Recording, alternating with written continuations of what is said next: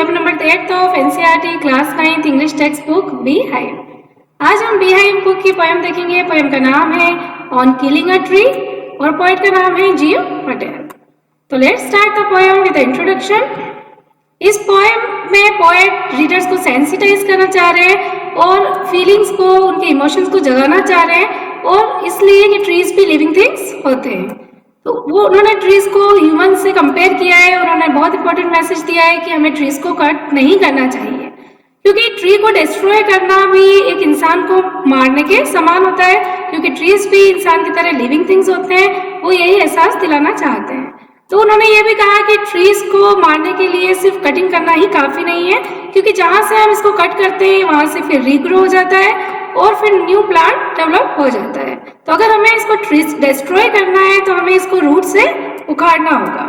तो साथ ही एक मैसेज दिया है उन्होंने कि ट्रीज भी लिविंग थिंग्स होते हैं, इंसान की तरह होते हैं, इनको मारना इतना आसान नहीं होता है, तो हमें इनको नहीं मारना चाहिए। इस पोएम में कोई भी राइमिंग स्कीम नहीं है। It is written in free words. ये फ्री वर्ड्स में इसमें कोई राइमिंग स्कीम नहीं यूज की है। तो let's start with the first stanza. It takes much time to kill a tree. Not a simple jab of the knife will do it. It has grown slowly, consuming the earth, rising out of it, feeding upon its crust, absorbing years of sunlight, air, water, and out of its leprous hide, sprouting leaves. Point यहाँ पे कह रहे हैं कि एक tree को मारना बहुत आसान काम नहीं होता है, इसमें बहुत टाइम लगता है।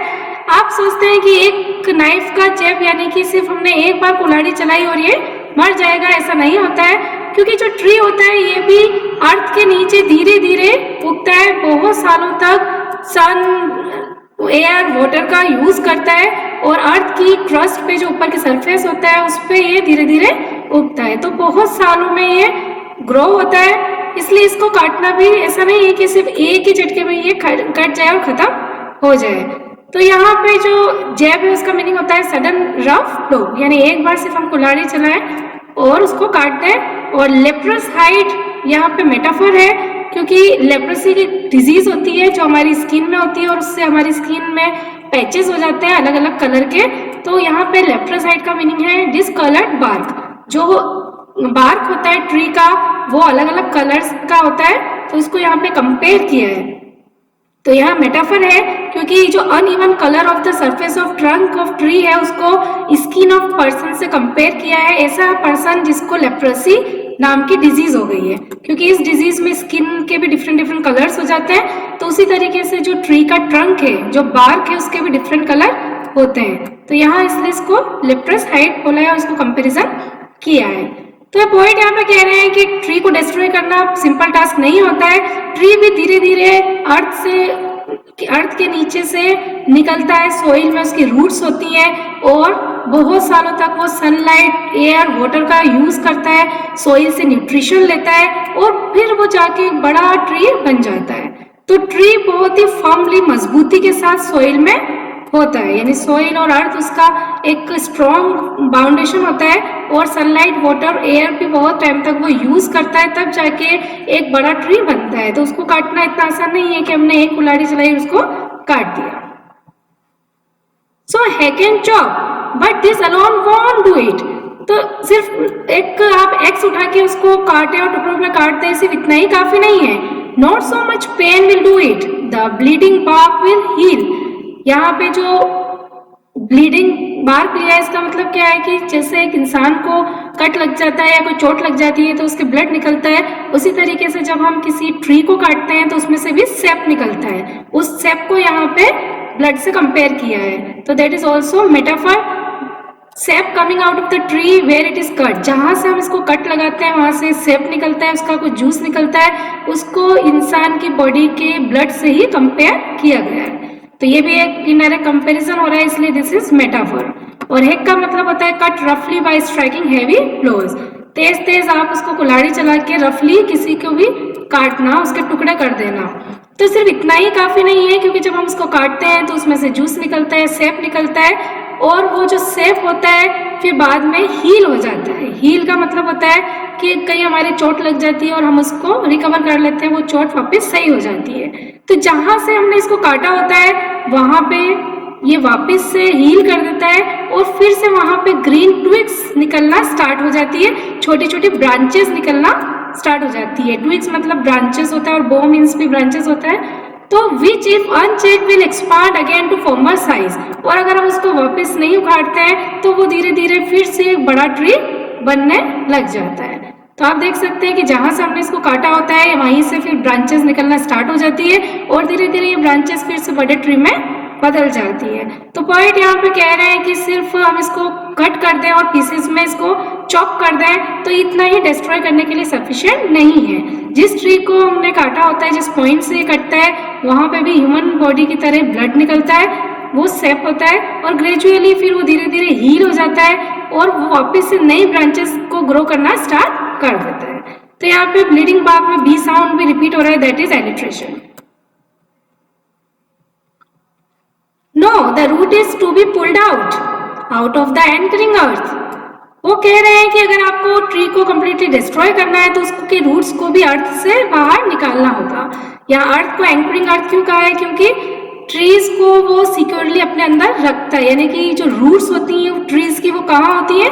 अर्थ के नीचे, और अर्थ उसको सपोर्ट करता है। उसी सपोर्ट से ट्री सीधा खड़ा रहता है, मजबूती के साथ फर्मली खड़ा रहता है। और स्नैप्ड आउट का मतलब होता है चॉप्ड आउट। तो यहाँ पे रूट्स को आपको उसकी जड़ों से निकालना होगा। इट इज टू बी रॉक tied and pulled out, snapped out और पुल्ड आउट एंटायरली। आपको सिर्फ कटिंग करना ही सफिशिएंट नहीं है, क्योंकि ये अर्थ के नीचे मजबूती के साथ टिका हुआ है, अर्थ ने इसको सपोर्ट किया है। तो जो ट्रीज की जो रूट्स होती हैं वो अर्थ ने, सोइल ने नीचे बाइंड कर रखी है, अर्थ की पिट है, अर्थ की कैविटी है, वहां से आपको इसको निकालना होगा, आपको उसको उखाड़ के फेंकना होगा, तब जाके ये निकलेगा।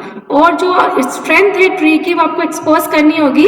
जो रूट्स होती हैं इसकी वो व्हाइट और वेट बताई गई है कि वो गीली होती हैं, व्हाइट कलर की होती हैं, और ये सबसे सेंसिटिव पार्ट होता है, hidden for years inside the earth. जो रूट्स होती हैं ट्रीज की वो सबसे सेंसिटिव पार्ट है, जो कि बहुत सालों तक अर्थ के नीचे छुपा हुआ होता है, जो हमें दिखाई नहीं देता है। लेकिन जब हम इसको रूट्स के साथ उखाड़ देते हैं तब जाके ये रूट्स हमें एक्सपोज्ड होती है। तो यहाँ पे व्हाइट एंड वेट में डब्ल्यू साउंड रिपीट हो रहा है, that is also called repetition. और पुल्ड आउट भी यहाँ पे रिपीट हुआ है। तो रिपीटेशन क्या होता है?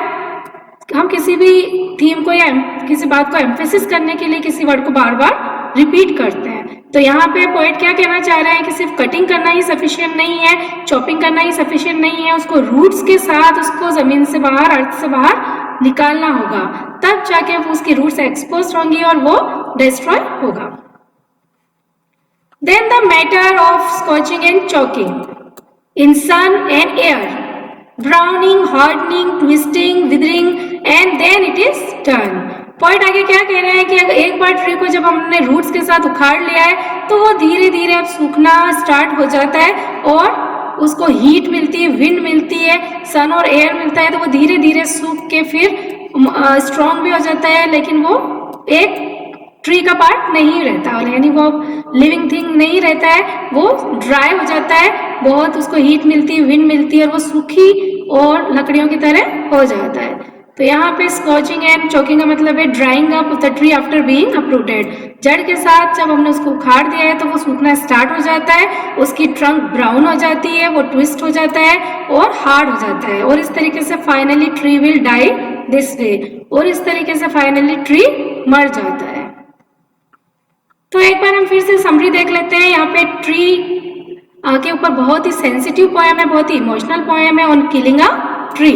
पॉइंट यहाँ पे रीडर्स को परसुएट कर रहे हैं कि ट्री को डिस्ट्रॉय नहीं करना चाहिए, यानी एक तरीके से उन्होंने यहाँ पे प्रोसेस बताई है कि ट्री को कैसे मारना है, लेकिन ये हमारे इमोशंस को, हमें हमारी सेंसिटिविटी को जगाने के लिए किया गया है, और ये बताया है, ये एहसास दिलाया है कि ट्रीज भी ह्यूमन बीइंग्स की तरह लिविंग चीजें हैं और इसको हमें नहीं काटना चाहिए। ट्रीज भी बहुत सालों तक सनलाइट, वाटर, एयर और सोइल से न्यूट्रिएंट्स लेके धीरे धीरे एक बहुत बड़ा ट्री बनता है, उसकी भी ट्रंक स्ट्रॉन्ग हो जाती है, बहुत सारी लीव्स होती हैं। सिर्फ इसको कटिंग करने से ये नहीं मरेगा, अगर हम इसको काट देंगे तो ये फिर वहां से, जहां से हमने इसको कट किया है, फिर से न्यू प्लांट में रीग्रो हो जाएगा, क्योंकि उसके जो वाउंड्स हैं वो भी हील हो जाएंगे। जैसे हमारे बाउंड्स हील हो जाते हैं और वहां से फिर छोटे छोटे लीव्स फिर से उगना स्टार्ट हो जाएंगी।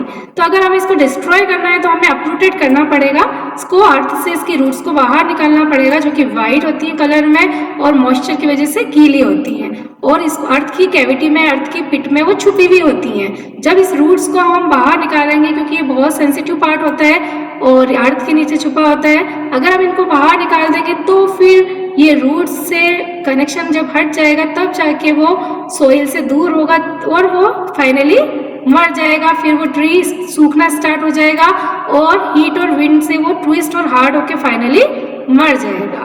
तो हम देखते हैं कि what is the theme of the poem. आप समझ गए होंगे कि इस पोएम के थ्रू पोएट हमें मैसेज देना चाह रहे हैं कमेंट के फॉर्म में, एक आयरनिकली, यानी कि एक व्यंग है इस पोएम में, और किलिंग अ ट्री के बारे में हमें बताया गया है। लेकिन ये पोएम का मैसेज इससे अलग है। पोएम ये नहीं कह रहे हैं कि हमें इसको मारना है, वो ये चाह रहे हैं कि लोगों में एक अवेयरनेस जागे, लोगों को ये फील हो, लोगों में ये इमोशंस हो और लोगों का ये एहसास हो उनके माइंड में कि ट्री को मारना भी एक लिविंग चीज को मारने के जैसे ही है, एक इंसान को मारने के समान ही होता है। उन्होंने क्रिटिसाइज किया है कि लोग कितनी आसानी से ट्री को खत्म कर देते हैं, डिस्ट्रॉय कर देते हैं एग्रीकल्चर के लिए, अर्बनाइजेशन के लिए, इंडस्ट्रियलाइजेशन के लिए, यानी इंसान अपने यूज के लिए ट्री को कितनी बेरहमी से डिस्ट्रॉय करे जा रहा है। और वो ये नहीं सोचता है कि ट्री को काटना एक इंसान को मारने के समान ही होता है, क्योंकि ट्री भी इतनी लंबी प्रोसेस के बाद एक बड़ा ट्री बनता है। तो यहाँ पे एहसास दिलाने के लिए उन्होंने बताया है कि जितने भी अटैक और वाउंड्स हम उन पे करते हैं वो उससे भी नहीं मरता है, जब हम उसको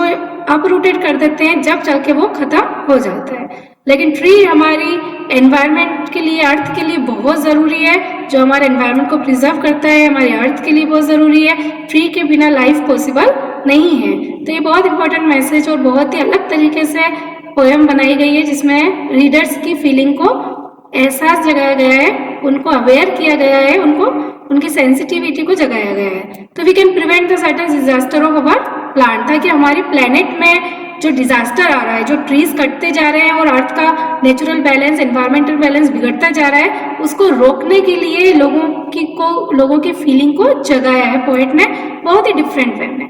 तो आई होप कि आप ये समझ गए होंगे कि इस पोएम का क्या मैसेज है और हमें ट्री को नहीं काटना चाहिए अपने यूज के लिए, और ये सोचना चाहिए कि ट्री भी लिविंग थिंग है, उसको भी वो भी प्लैनेट के लिए बहुत जरूरी है, और उसको मारना भी एक इंसान को मारने के समान होता है। तो see you next video, take care. Please like, subscribe and share.